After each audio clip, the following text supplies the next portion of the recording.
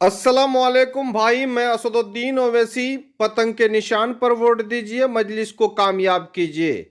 MIM के राष्ट्रीय अध्यक्ष बैरिस्टर असदुद्दीन ओवैसी साहब इस वक्त तेलंगाना चुनाव प्रचार में यही अंदाज में लोगों को पैगाम देते हैं। यानी राष्ट्रीय अध्यक्ष बैरिस्टर असदुद्दीन ओवैसी तेलंगाना चुनाव प्रचार में उतर चुके हैं और लगातार उनका पैदल मार्च हो रहा है। डोर टू डोर पहुंचकर लोगों से अपील कर रहे हैं, एमआईएम को वोट देने और मजलिस के उम्मीदवार को कामयाब करने की बात कह रहे हैं। तस्वीर में भी दिखाएंगे कि असदुद्दीन ओवैसी साहब आज किस गली से गुजर रहे हैं और कहां कहां किस तरह से वोट मांगते हैं। लेकिन रास्ते में उनको फूलों से स्वागत होता है तो वही लोग माला पहना के भी स्वागत करता है। मजलिस से मोहब्बत करने वाले लोग काफी खुश हैं और एमआईएम के राष्ट्रीय अध्यक्ष बैरिस्टर असदुद्दीन ओवैसी का यही अंदाज लोगों को काफी पसंद भी है। आज छोटे ओवैसी के चुनाव प्रचार में निकल चुके हैं और लोगों से अपील भी कर रहे हैं।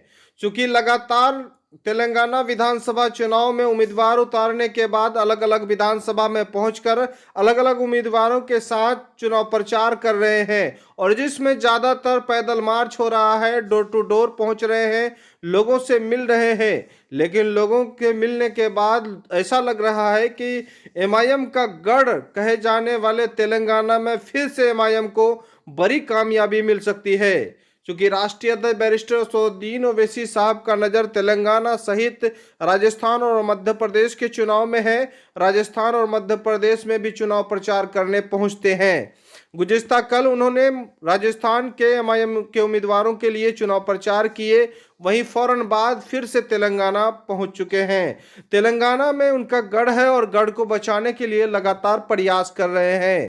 इस बार एमआईएम ने नामापल्ली विधानसभा से माजिद हुसैन को एमआईएम का उम्मीदवार बनाया है और एमआईएम के उम्मीदवारों के लिए सबसे पहले चुनाव प्रचार असदुद्दीन ओवैसी साहब वहीं किए हैं।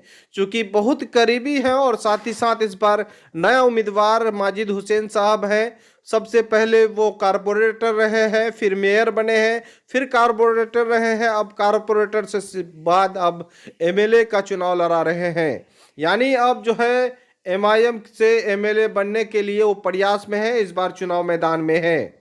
लगातार उनका भी जनसंपर्क अभियान चल रहा है। असदुद्दीन ओवैसी साहब कई दिन उन्हीं के विधानसभा में चुनाव प्रचार किए और लोगों से अपील भी की है। चूंकि माजिद हुसैन साहब बहुत विधायक बनाए हैं, बिहार में भी इलेक्शन इंचार्ज रहे हैं, पूरे बिहार को संभाल रहे हैं, तो वहीं गुजरात को भी वही संभाल रहे हैं, झारखंड वगैरह देख रहे हैं। अब वो खुद विधायक बनने के लिए प्रयास में है, इस बार एमआईएम के टिकट पर चुनाव लड़ रहे हैं।